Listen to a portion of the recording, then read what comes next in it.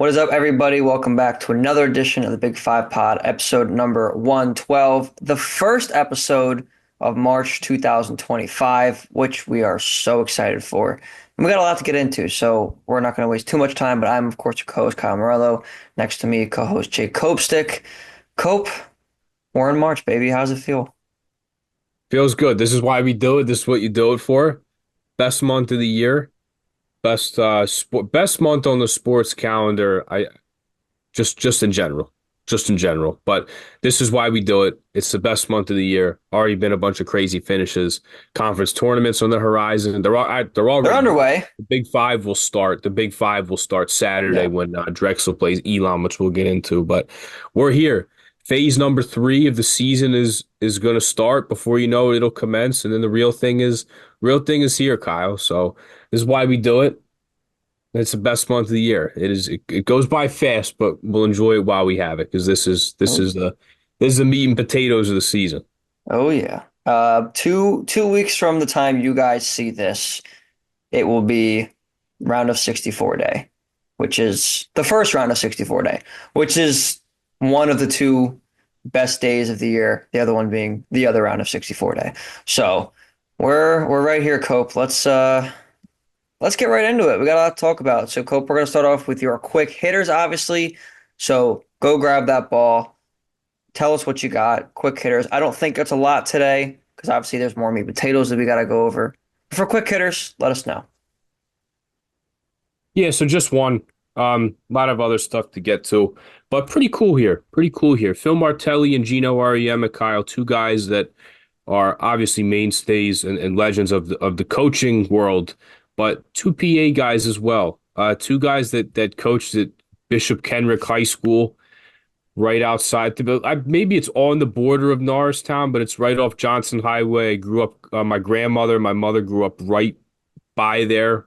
I grew up going to the church at St. Paul's, right on the corner there. But the bottom line is these two guys coached at Bishop Kenrick, right outside Norristown of Johnson Highway, before becoming the superstars that they are. So pretty cool. The two good friends, two guys that have coached together for a while. They were named recipients of the Joe Lapchick Character Award. Pretty cool for them.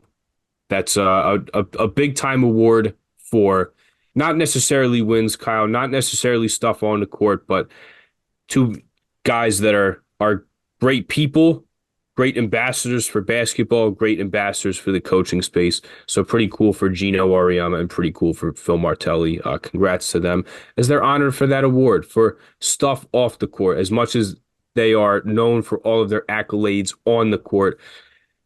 Very nice to see them get honored with an award like this, with the Joe Lapchick Character Award off the court. So congrats to both of them. And with that, Kyle, that's all. Let's get into some games. Listen, it's quick hitters for a reason. You ran up and down. We're back. Let's get into it. All right, Cope. We'll stock up, stock down here. I'm gonna let you go first. Definitely some interesting ones to choose from. Uh, there's been some up and down performances here in the Big Five. So, Cope, start us off with a stock up. Who do you got? I'm gonna go two teams here. And number one, we have to point out St. Joe's. Have to. Yes. 4 game win streak. I was at the game last Wednesday when they played St. Bonaventure at home. And then, of course, they went up to Fordham, where I know Jeff Nyberg and Aaron Bracey were up there thinking that they were going to see Eric Reynolds II break the all-time scoring record. And he was so close and was right on the doorstep of doing it at Rose Hill Gym. But regardless of that, a very good win against Bonaventure and the win that they cruised in the second half against Fordham. The second halves were the storyline here. That's what made the difference for St. Joe's here.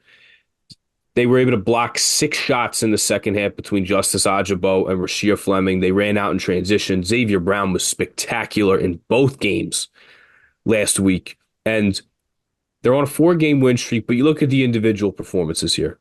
Rasheer Fleming, Kyle, 9 to 13 in the Bonaventure game. And then he was, I believe, 7 for 11 in that Fordham game. He couldn't, nobody could guard him. He's so dominant and so efficient. I'd said on Spaces, like, I almost don't know what to say about this guy anymore. I feel like I've said everything there is to say about him. I got a good one. On NBA draft pick? NBA NBA first draft, round draft pick? first round draft pick I mean, potentially. how many scouts were at those games? You couldn't even count. I mean, there was so many. I mean, the Bonaventure game, Brad's or no, excuse me, it was the Saturday before, um, when they played Richmond. Went to Aaron Bracey's book signing, which was awesome. Congrats to him on his publication of the Soaring Season. But that game, Brad Stevens was there, Masai Ujiri was there, Nick Collison was there. I think they had 15 to 20 scouts there. 2 weeks ago, we're going 2 weeks ago here when they played at George Washington. I think you'd have the Wizards organization that was down there, it felt like. But he's been spectacular. Justice Ajabo, been all that and then some on the defensive end, being the shot blocker that St. Joe's thought they were getting. You're seeing that now. One of the best shot blockers in the country, one of the best in the A10, of course, as well. But individually, Anthony Finkley he had 15 and 7 against Fordham. Derek Simpson had 11 second half points against Bonaventure that helped him run out in the second half and be able to put that game away. So the team is on a 4-game winning streak. You're seeing some of the individuals play their best basketball right now. And together, the sum of the parts, pretty damn good, Kyle. That looks like a team that can be a bid stealer to me. Eric Reynolds just 8 points in the Bonaventure game, but did have 15 in the Fordham game. And even in an off day against Bonaventure, like he facilitated well, a team high 6 assists and did not force stuff that late. I mean, look, guy's gonna be the leading scorer in the history of the school. He's gonna hunt a shot. He's gonna be aggressive in doing that. But did a good job not forcing, did a good job facilitating, let the other guys around him do their thing. And 4 in a row for St. Joe's, Kyle. There's a good chance this team can look. Rhode Island has struggled under Archie Miller, not just in general, but on the road. They've not been very good at all. And then you're going to play LaSalle at Glazier, which on paper you should beat. I know it's going to be Dunphy's last game. We'll get into it. But Kyle, like you're looking at a team that's playing their best as the calendar flips to March, and that keyword could, be on a 6-game winning streak going into the tournament. And I mean, the 3 seed in a double bye for them, it's in their crosshairs. You had St. Louis and Dayton battle it out tonight. And those are 2 teams that they're in a 4-way tie with to get those last 2 spots. VCU and George Mason have 1 and 2 locked up. Don't know which order. VCU won today against Duquesne. George Mason dropped 1 to Duquesne. So VCU's number 1 now. But best case scenario for St. Joe's, you get that 3 seed, which they're favored to do by the metrics here, and you can possibly avoid, if you win and take care of business, you could potentially avoid VCU until the last possible day. So it's all coming together at the right time for St. Joe's. The individuals are playing well. Of course, the team is playing well. 4-game win streak for them. And then I got to talk about Drexel. I was at the Hampton game Thursday, and then they had a game against Monmouth Saturday to close out their regular season. They're going to be the first conference tournament that Big 5 team is going to play in as a CAA tips off this Friday. Drexel, being the 8 seed, is not going to be playing on the first day, which is nice that they're able to stay out of that. But a really good first half for them against Hampton. The ball was moving. They found some easy baskets. If Hampton was going to try and blitz a ball screen, they were able to get whatever they wanted. Cole Hargrove had some easy ones. He didn't miss in this game. Him and Victor Panov were 7 of 7 to start in the first half. And here's, as crazy as this sounds, I was more encouraged by the second half from Drexel because, as ugly as it was, I'm sitting next to Glenn Papazian from Philly College Sports, and he looks at me 8-9 minutes down in the second half, and he's like, they have 4 points and almost 10 minutes have gone by. There was turnovers, there was missed shots. It was really a tale of 2 halves for them. And as ugly as it was, and things weren't going their way, they found a way to make some big free throws late, to claw back in this one, and make some big-time stops on Noah Farrakhan, who caught fire in the second half for Hampton. So a big win for Drexel. And here's the thing, Kyle. They have won 4 in a row. They now own the longest winning streak in the CAA going into the conference tournament. You were at the Delaware game that kicked off this win streak for them. I was at the Hampton game. They win the Delaware game by 4. They win the Hampton game by 1.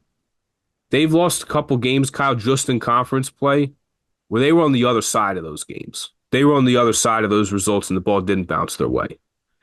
They make free throws. The defense has always been there. They just did enough to end up on the right side of these. And as ugly as it was, look, I have a column coming out for Mid-Major Madness, hopefully tonight or tomorrow. And one of the lines I ended the Drexel column with was one thing about a Zach Spiker team, they'll take a gritty one over a pretty one. It was not pretty Thursday night in the second half, and they still pulled it out. And then I think the icing on top here, winning the Monmouth game. When they played Monmouth at Monmouth, game goes to double overtime. They gave 104 points. Madison Durr had 40 points and made all 19 of his free throws. Abdi Bashir had 30 plus in that game. The two of them had 70 plus of the 100 plus that they scored. Madison Durr had 10 points. He shot just 4 free throws. Abdi Bashir had to work for all the points that he got. So those guys took it personally. Kobe McGee, Shane Blakeney, who's been a premier defender for them all year, Deuce Drake. Those guys took it personally. They didn't allow Abdi Bashir, Madison Durr to hurt them like they did the first time. And the Dragons, Kyle, all year surpassed expectations slowly but surely. They're projected to finish 11th. They finished 8th.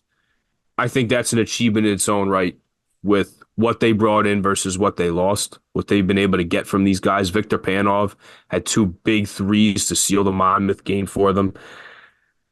Really, really encouraging stretch here for Drexel, who look, I don't want to get too far ahead of ourselves, Kyle, but they've won 4 straight. Elon has lost 3 straight, and they've lost 6 of 8. So if Drexel can win Saturday at noon, they'll get a third crack at Towson, who, by the way, they took the overtime at their place in the game that they should have won, and they lost by 1 at Towson in a rock fight that they could have won as well. They could be 2-0. They're a handful of points away, and Towson, excuse me, pulled away in the overtime game at the DAC, but you can make the argument that no team besides Drexel has given Towson as big of a problem as the Dragons have. So I'm going to knock on some wood here. I don't want to get too far ahead of ourselves, but hey, you continue your hot streak. You beat Elon. You get another crack at Towson, who the Dragons probably feel like they should have down twice. So those are my 2 big winners, both on 4-game heaters. Probably pretty obvious to do so, but got to be at least 1 game for them. And check them out. Really encouraged by St. Joe's, really encouraged by Drexel. It doesn't matter if there's inconsistencies, you lose close games. Like they're starting to correct mistakes, they're starting to figure things out. And the bottom line is this: when the calendar flips to March, you need to be playing your best basketball. That's what the secret sauce is here. That's what both St. Joe's and Drexel have. Currently, those are my 2 big winners. Excited for them to finish the season, for St. Joe's to finish the season and what they can do and be a bid stealer. And hey, I feel like Drexel's playing with a little bit of house money here. Nobody expected anything from them, and they're 1 game away from getting a shot at the number 1 seed. Pretty damn good week for those 2 programs. Couldn't have said it better myself. Yeah, I mean, especially for Drexel. Like, if you would have told me in November they'd be 9-9 in the conference, they'd finish above 500 for the season, and they'd be in a position to maybe make a little bit of noise in the conference tournament, I'd take that. The expectations were not high going into the year, so kudos to Drexel. Right now, Ken Palm has them projected as a 1-point loss to Elon, but like you said, Elon's not playing good basketball right now. Drexel's playing great basketball right now. Even if they're winning ugly ones, wins are wins. You got to win ugly even in March. So it could be something here. And we can talk a little bit about it once we get to the schedules too, of course. And St. Joe's, we've talked plenty about. We'll talk more about again. But very excited for their conference tournament as well coming up. And of course, this weekend, which we'll get into. I have a big stock and a little penny stock to go over here. So my big stock is going to be Sam Brown. Sam Brown needs some love. 42 points this past weekend. Cope, that was the most in a game since 1989, correct? For Penn? Yes.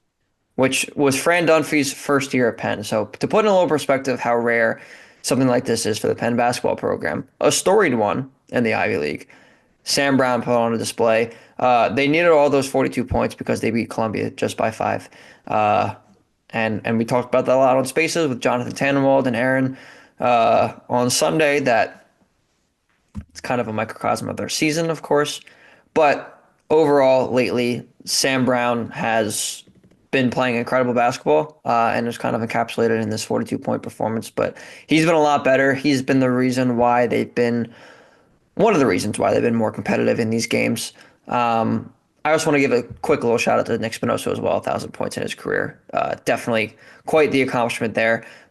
This one mainly is about Sam Brown, though. So the Penn guys, mainly Sam Brown, stock up for sure. Obviously, their season's over in terms of postseason play, but a very big matchup against Princeton coming up on Saturday, and we can get more into it later. But the winner of that is either takes or retakes the lead in their all-time series, which would be the first time that Princeton has ever been in the lead in this series if they do come out victorious on Saturday.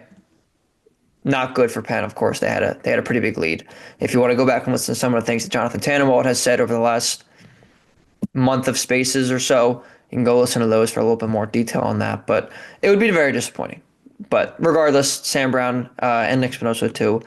A little bigger stock up there, and then a little stock up right now. I'm not going to give a full stock up to them, but I got to give a little love to Temple. Now getting right back on track here. 2-0 in their last two, a 2-point win at home against South Florida to resurrect a double overtime loss they had at the beginning of February. And then, speaking in the same kind of terms here, at the night of this recording on Tuesday, and a road win at Tulsa, 81-77. Zion Stair for the 20 points in this one. He's been carrying the bulk of the scoring load with Jamal Mashburn Jr. out, obviously Quante Berry being out the last few games as well. And while they haven't won many of those games, they've won the last two now, starting to course correct a little bit. 16-14 on the year now for Temple, 8-9 in conference play. If they can somehow pull out a road win, or excuse me, a home win against North Texas on Sunday, that would bring them to 500 in the conference, which after losing six in a row, will take at this point. Uh, North Texas is a very good team. I don't know if they're going to win that matchup without Mashburn, Berry, whoever else. Obviously, Greer's been out for quite some time, but I'm going to give a little stock up to Temple here, Cope, because starting to course correct a little bit, starting to figure it out with some of the guys who maybe weren't used to taking on such a scoring load or playmaking responsibility or even just responsibility in game. Obviously, the leadership that Mashburn brings being a fifth-year player, not having him in the lineup. Obviously, he's on the sidelines. He's going to help with that, but it's different being on the court. So, yeah, little shout out to Temple there as well. And then Cope, unfortunately, we're going to go to stock down here. I think it's obvious who probably the biggest stock down right now is besides Penn as a whole. It's got to be LaSalle, who has now lost seven in a row. And, I am wearing my Coach Dunn shirt that was at the LaSalle game last week, and it's a great one. If you were at the game, I hope you got one. Cope, I still have to deliver you yours. It's sitting on my dresser over there. But, yeah, it's been very rough sledding. Even if you go back to the Fordham game and then they won at George Washington, I mean, you're talking about losing 8 out of 9.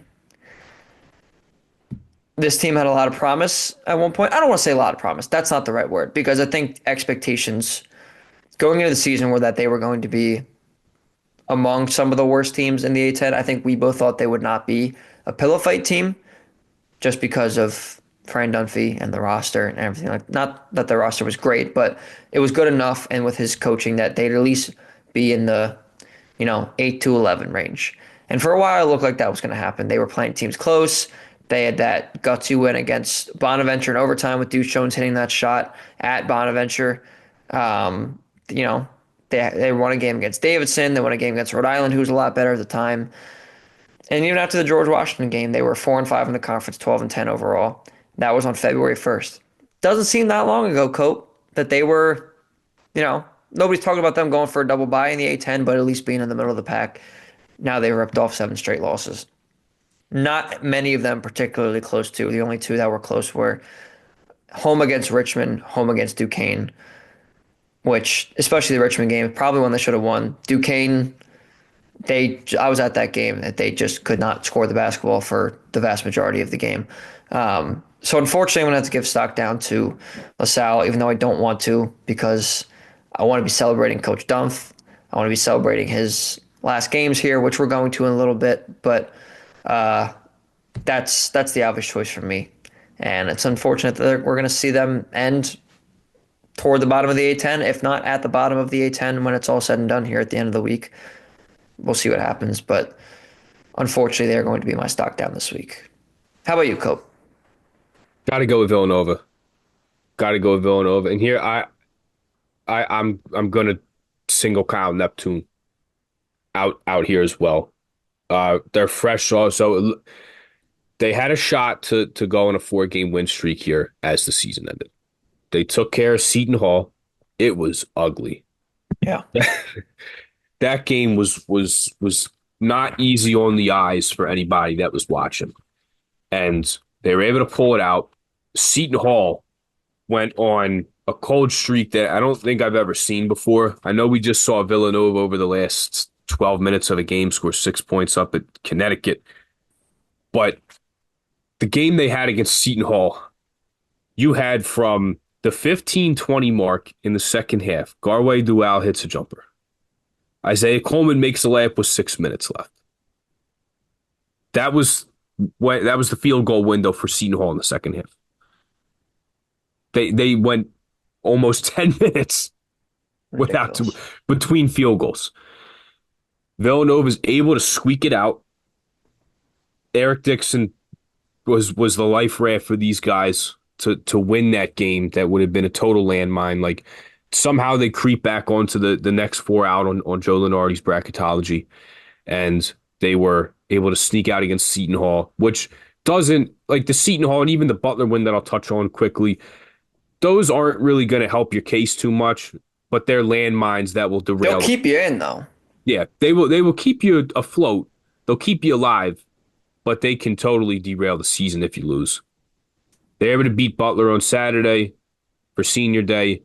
Eric Dixon at 34, and it just comes easy. You almost can't like you're almost not surprised anymore. You just see him do it so much, so many times, so effortless. Hits tough shots game after game after game. Movement threes, like just so incredible the development of him. But then tonight, Kyle, they go down to DC for the regular season finale. If you remember on Martin Luther King Day, I was at that game. They blew a lead to Georgetown, where Georgetown went on an 8-0 run in the last minute and a half, roughly. And Georgetown won the game in regulation. The same thing happened tonight. Eric Dixon, Kyle, did not score in the first half. He had 24 points in the second half. You're not going to stop him. You can contain him. You can make it hard for him. You're not going to stop this guy. So, not that surprising that he comes out with 24 because he's the leading scorer in the country. Like that's what he does. And at times, like he wouldn't let Villanova lose this season. He's plenty of games like that. But again, this Georgetown team looks like they were unraveling at the end. And for them to like just the resilience of this group without Thomas Sorber to come back and win this game the way that they did, ended on a 15-4 run. Nova with some key errors here. I mean, there's a play where Jordan Longino on the press comes across half court, gets himself stuck in like the coffin corner, so to speak, at half court. Nova has to burn a timeout. There's a late possession where Tyler Perkins takes a quick three, and Georgetown comes back down the other end. Malik Mack is able to go to the bucket unimpeded, or maybe it was Epps, it was one of them, goes to the bucket pretty much unimpeded. Nobody really stepped off to give Jameer Brickus any help. Then you have a play where Drew Fielder gets the ball in the middle of the floor, finds a cutting Jordan Burks, excuse me. They go up. Like, it felt like Georgetown was unraveling. And then whatever life they had left, they had one more run in them. There's a bunch of Nova errors late. And Georgetown's able to capitalize and make them pay on every single one of them. And again, win this game in regulation when it seemed like it was over. And now their at-large chances are out the window. I didn't think there was really any legitimacy that Villanova really could get themselves back into the field, even being 7-8 teams outside. Thought that they what it just had to win the tournament to get it. I didn't think there was really an at-large shot anyway, but it gives you a little glimmer of hope when you see yourself on the next four out and there's still time to play. And there's the thought that you could go to the Big East tournament, you could play a couple teams that might be quad one wins, but they blow this one, and now it's winning in. You have to go run the table at the Garden if you want to get in. Feels like a similar situation to last year in a way, Yeah. where they had to win two of three, and they go to Seton Hall, and Seton Hall really puts it on them. And then they go to they're at home against Creighton. They have a furious comeback, and Trey Alexander buries them at the death. Um, but Villanova is the loser, but also like I feel you have to look at the coach here. You have to look at Kyle Neptune. This has happened to them twice to the same opponent, pretty much in the same fashion. Where if these two losses to Georgetown are wins, we're having a different conversation about this team. There's still blemishes on the resume, but we're having a different conversation about Villanova. It has been a pattern, a theme over Kyle Neptune's 3 seasons that the close games hurt them. Look at last year, too. Multiple instances at Xavier. They played at Kansas State at Bramlage earlier in the year. That would have been a nice win to have. And I know I'm speaking about last year, but the past 2 years, I believe they've had the talent to be a tournament team. And it's close losses that when enough of them stack up, you can look back on that and say, man, ball bounces our way a couple times, or we make these plays, these shots. This is a different team that we're talking about. So they're likely headed for the college basketball crown, if that's what you want to call it, whatever tournament they have now in Vegas that really holds no weight anyway. It's just so you can play more games. But it certainly looks like they're headed for a postseason tournament that will not be called the NCAA tournament. Once again, and it's because of games like this, it's late game mishaps and not being able to sprint through the finish line that has Villanova on the outside looking in, barring a run here in the Big East tournament that who knows if they'll be able to get. Can they go through St. John's? Can they go through a Marquette, a Creighton, a UConn? They're going to have to beat some combo of those teams. I don't believe that they can do it. So we're looking at year 3 of no tournament under Kyle Neptune. And in that case, Kyle, a decision will probably be made on his future quite soon. Yeah. And while you were talking about some of their inconsistencies, I was looking back at their schedule, and their even wins and loss patterns is just a microcosm of their season. If you bear with me for a second here. So they start out 3-4 with losses to Columbia, which, listen, we love the Ivy League. Top of the Ivy League has some real talent and some talent that has proven to win at least a game in the NCAA tournament, if not more, year in, year out. They give people trouble. Columbia is not one of those They're teams. the worst team in the Ivy They're League. the worst team in the Ivy League, worse than Penn, who we have been down on for the vast majority of the year. No offense to Penn, but that's the reality of it. Columbia is worse than them. They lost to that team at home by 10 points. And gave up 90. Gave up 90. So there's that. St. Joe's St. Joe's a talented team. They were probably favored in that. I think they were favored in that game, but whatever. They lost to a Virginia team by 10 on a neutral floor, who is not good. This is not your older brother's Virginia team.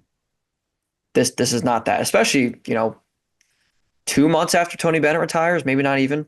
So there's that. They blow a 12-point lead. They blow a 12-point lead to Maryland on a neutral floor, which right now would look like a great win. Maryland's awesome. I think Maryland's a really, really good team, top to bottom. They lose that game by 1 point. So they start off the season 3-4. Then they rip off 7 of 8, which the only loss was at Creighton. We know how that goes. They beat at the time, nationally ranked Cincinnati team. They blow the doors off of Temple in the Big Five Classic. They beat Seton Hall, Butler, DePaul, and then encapsulated that with a win over at the time number 9 UConn at the Finn. UConn's first time coming to the Finn and some time there. They very nearly The score won't indicate that, but they very nearly knock off St. John's at the Garden. That game was close for about 57 minutes. You were at that one. St. John's ended up pulling away late, but to lose that one, they lose at Xavier, which I'm not going to hold against them. Close win at home against Providence. So at that point, on January 17th, they're sitting at 12 and 7 overall, 5 and 3 in the league. Then they lose three in a row. The Georgetown game, which you illustrated very well, obviously. They lose at Marquette. They lose the Stephen Ashworth Bank 3 game that you were at Wells Fargo Center. Now you're sitting at 12 and 10, 5 and 6 in the conference. Beat DePaul, beat Xavier, beat St. John's, which I was at, in a very great game, which they were winning for most of the game, but they still gutted it out at the end. So now you're talking 15 and 10. Lose two at Providence, and then the game at UConn, which they blew a 14-point lead and just could not buy a bucket at the end of the game. Then they win three. Marquette, Seton Hall, Butler, and then of course they blew this lead in Georgetown. It's the encapsulation of the season. They've had their opportunities to not be in this situation. Columbia, the two Georgetown games. And I know there's going to be games that you blow leads in. Like that's just one or two or a couple of those games are going to happen in a season. No team is perfect. Most teams aren't perfect. There's a couple teams that are really freaking good in this year and in most years, but for most teams, that's going to happen. Uh, but like losing by 10 to Columbia, losing by 10 to a Virginia team that you're a lot better than, blowing a lead to Maryland. And again, I know they're a really good team, but that's part of that. Blowing the two leads to Georgetown, like you mentioned. Yes, maybe a bounce doesn't go their way in the Creighton game at home, and they can, have that one. Scoring 6 points in 12 minutes down the stretch at, I don't know if that was at Gamble or the XL Center, but at UConn. You take four of those games, you turn them to wins that they probably should have been. You're looking at a 22 and 19 team. That's a team that maybe they're not ranked, but they're probably sitting on the 9-10 line and are firmly in a tournament conversation. And they have the talent to back that up. They have the nation's leading scorer. So I'm gonna have to agree with you. It's at this point, it's a coaching thing. This has been like this for a couple of years now. If you want to, in his first year, hold the Cam Whitmore injury with him and Justin Moore injury and some of those things that had to come together in a coach's first year, I'll give a pass for that. I think that's fair. But now it's been 2 years where you've recruited good talent in. You've had the team that people have picked. They were ranked going into last year, and I believe they were 21st, at least in KenPom, going into this year. I don't think they were ranked, but a team that people know is going to be a good team in the top half of the league. And I know they still technically are, but at this point, it's a pattern, and it's a pattern that needs to change. And I don't know if we can exhaust that anymore right now. We can continue this conversation after the season. They still have time to play. Maybe they make an NC State-like run and they ended up winning the Big East tournament. Who knows? But as of this moment, things are going to have to change. And that's that. Cope, let's get into some schedules for this week because we got a lot going on, like an egregious amount going on. And I don't mean that in a bad way. I mean, it's March. There's plenty of it. Starting on Wednesday, which this will be released on Thursday. So these games will have happened by the time that this comes out. But LaSalle at George Mason, Rhode Island at St. Joe's, both at 7 o'clock on ESPN Plus on Wednesday. And then on Friday, Kobe of our first Big Five conference tournament kicking off, which you mentioned earlier in the show. The CAA tournament's beginning. So looking forward to that. Elon and Drexel will be facing off because I don't have it directly in front of me.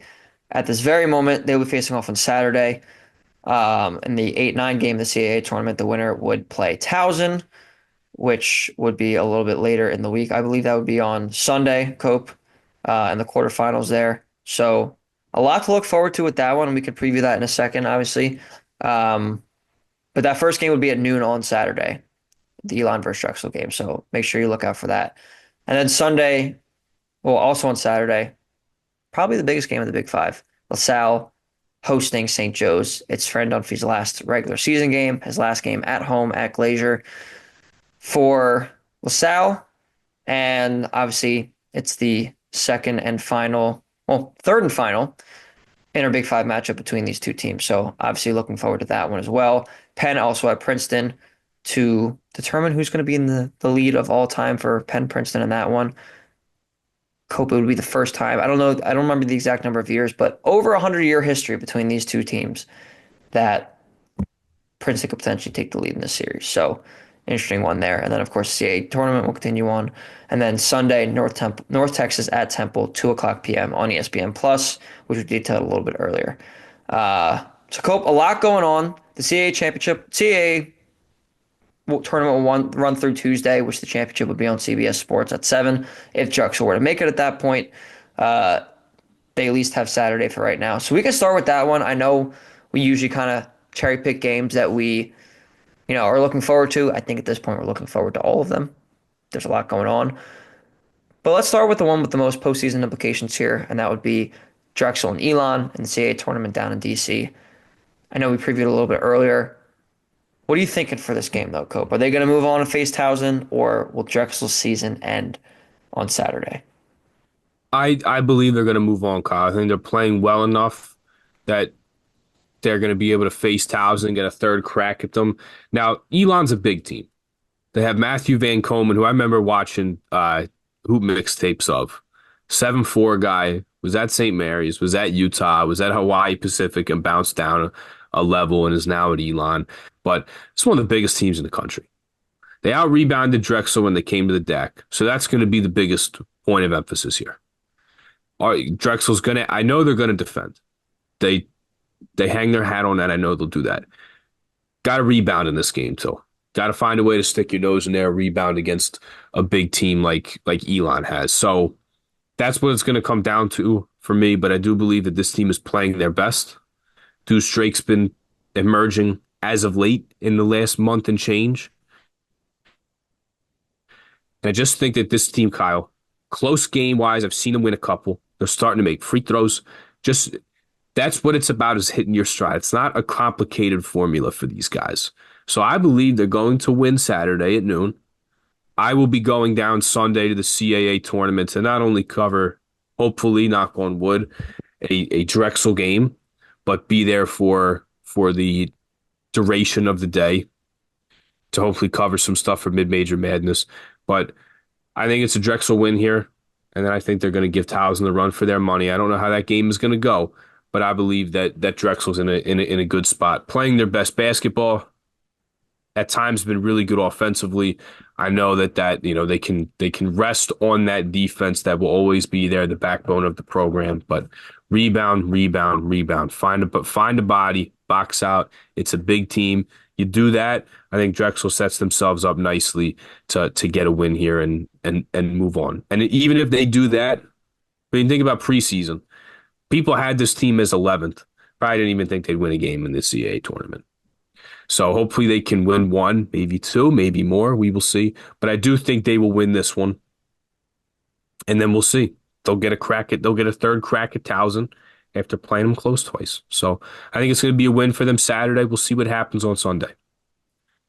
We will see what If they happens. get there. Can't I was emphasize about to that. say, Cope, you can't jinx that. They got a game to play on Saturday too against the Elon team that, they did lose to, but that was also in mid-January, and now we are in early March. So a lot can change since then. A lot has changed since then.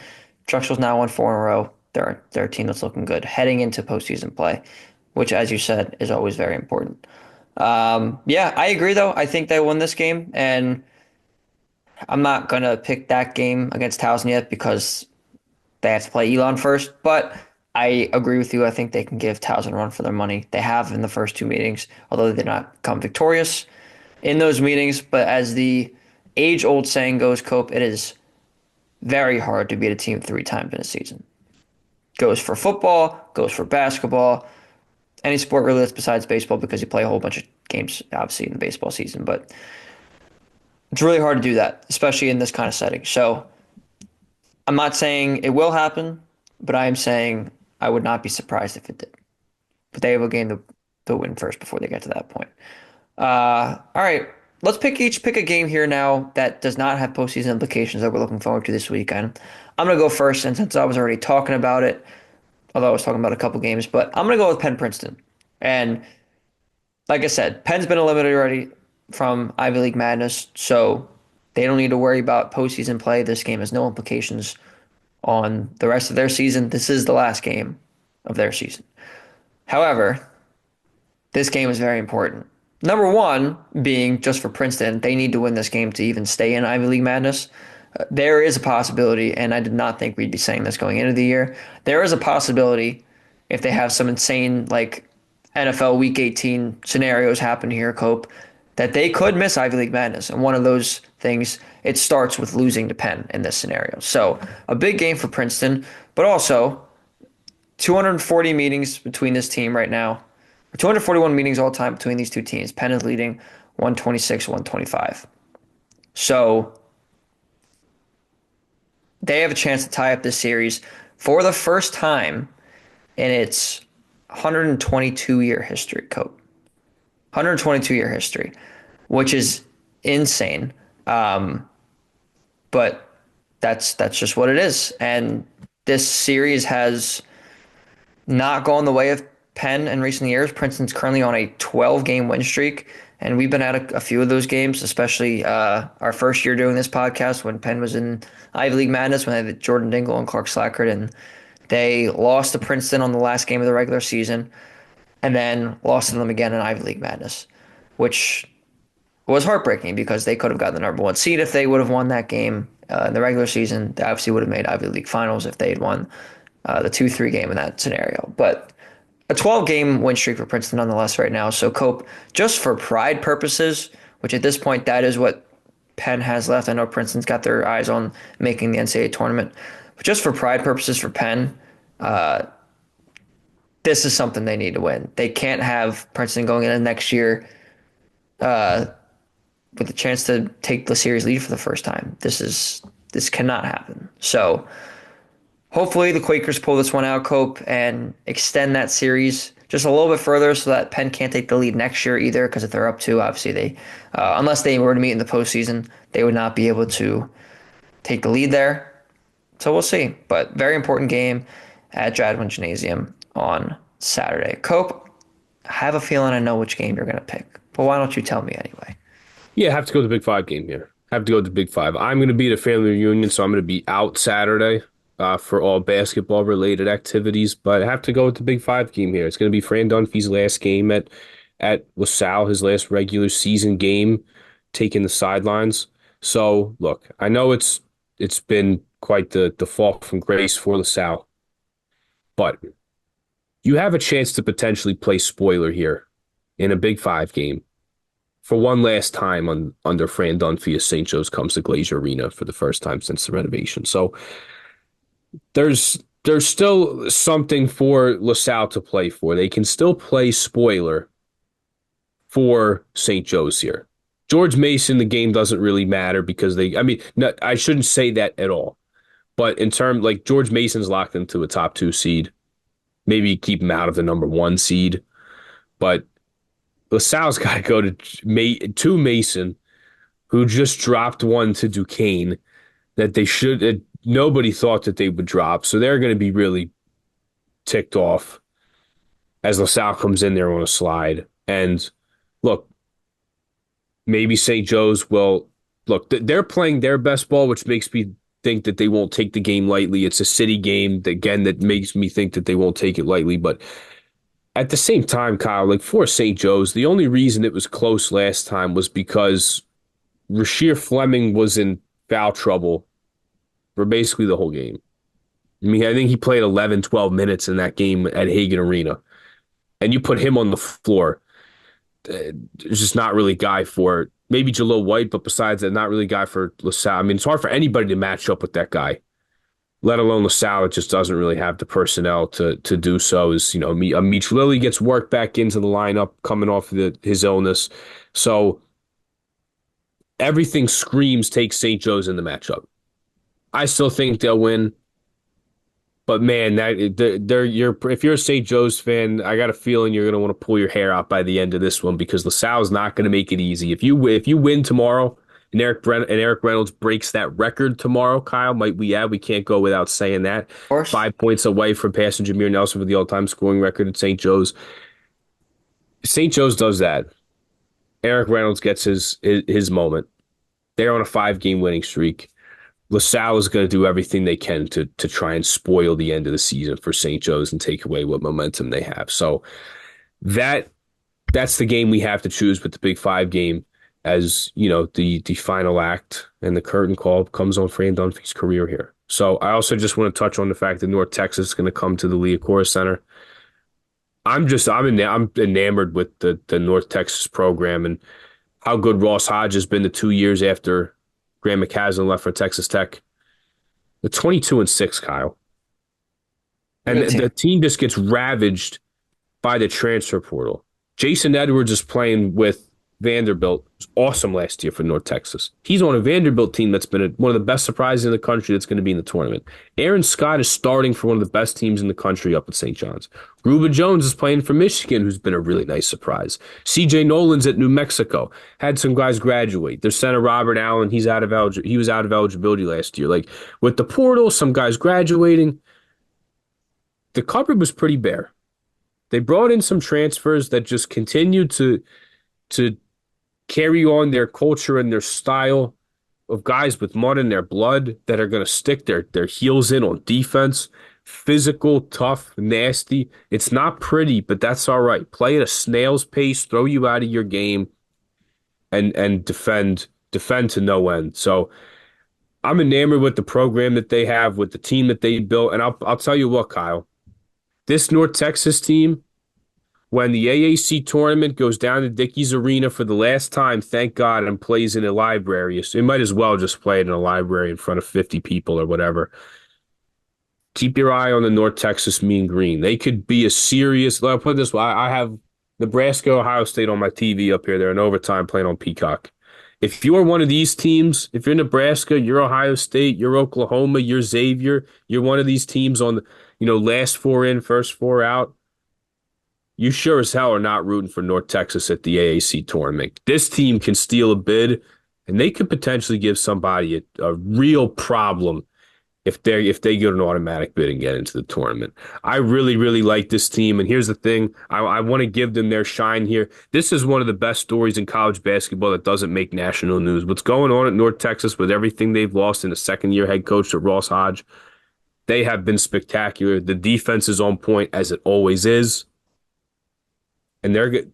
Again, Kyle, this team is going to have a chance to go to the AAC tournament, potentially pick off a UAB, pick off a Memphis, and potentially spoil somebody's season who thinks they're comfortably in the field, a la St. John's or Seton Hall last year. Yeah, and last year was a record of bid stealing that I don't know if we'll ever see anything like that again. But North Texas could be one of those teams. And if they do get into the tournament, like you said, they might be a problem for if they're a 12 seed or an 11 seed, they might be a problem for a 5 or a 6. So we'll see. But kudos to you for that shout out. Definitely good recognizing North Texas. Cope, any last thoughts here before we sign off? It's March. It's March. That's all that needs to be said. Damn That's all right. that needs to be said. Put your seatbelts on, buckle up. As the great Mark Zumoff said, we are coming in for a landing, and we are coming into the ultimate landing and home stretch of the 2024-2025 college basketball season here. So got one last week of regular season. Conference tournaments, like we said, have already started. Yes. Sun Belt, the Sun Belt Gauntlet. If you've seen that bracket, what a Oh dude yeah. that is to win 6 or 7 games in a week. That's some real sicko stuff right there. That's a real, to me. I'm all about that. I love that. Listen, like, just win. If you're going to be one of the worst teams in the conference, you're going to need to win quite a bit if you want to find yourself in the tournament. So the conference tournaments are underway. We got a handful of games left in the Big Five regular season wise, and then it's do or die and one game seasons, baby. Can't wait for it. Absolutely. Cope, thank you for your insight as always. Appreciate you. Thank you all for listening very, very much. One quick shout out to the Union. 4-1 win over FC Cincinnati on Saturday in the home opener. Ty Baribo hat trick. Bruno Damiani scoring in his debut. It was a sight to see. And we got to name the television booth after the legend JP Dellacamera. So shout out to JP. He is the man. And that was a really cool experience on Saturday too. So good things in Union Land. I'll be in New England for our game this weekend, so that's why I won't be at uh, LaSalle and St. Joe's or Princeton too, because Princeton's obviously not too far from us in Philly, Cope. But yeah, it's March, although that does mean MLS is back. But most importantly for March, it means that conference tournaments, the end of the regular season, and 10 days from this release, Cope, we will have a bracket in front of us. And that's one of the best things. So thank you all for tuning in. Of course, as always, make sure you check us out on YouTube. Make sure you check out our only audio only versions of this podcast on Apple Podcasts and Spotify. And of course, make sure you check us out on social media at Big Five Pod, and that is on Instagram and Twitter. And that's all we got for this one. We'll see you next time.